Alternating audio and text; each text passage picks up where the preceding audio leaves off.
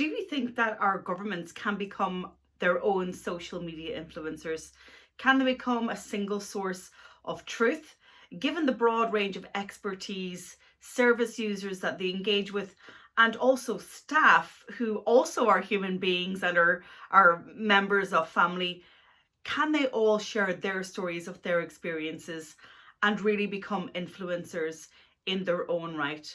Sometimes there's a perception that outsourcing your story and giving it to somebody else can have a better impact.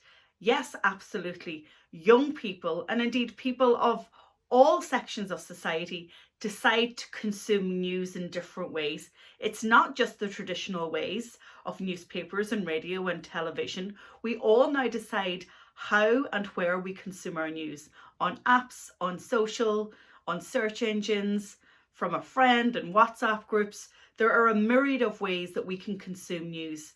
But the one single thing that can actually engage a citizen in a message that resonates with them is what I call just like me content. So after the divisive 8th Amendment referendum a number of years ago in this country, RTE and Ipsos MRBI conducted a poll, and they asked voters what was the ultimate tipping point in terms of you making your decision to vote yes or no. And remember, at that stage, the undecided were a large cohort of citizens near the time of referendum day.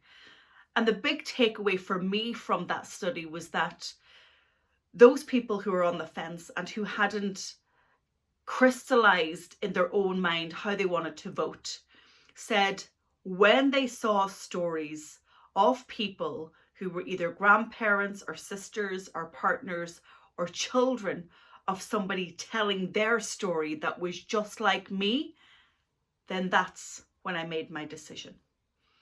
So all of us, no matter what walk of society we're in, can create just like me content. And that, I believe, is the secret to becoming a social media influencer, to influencing somebody to adhere to public health guidance. And so that's the one tip that I can give you today. Can you create just like me content?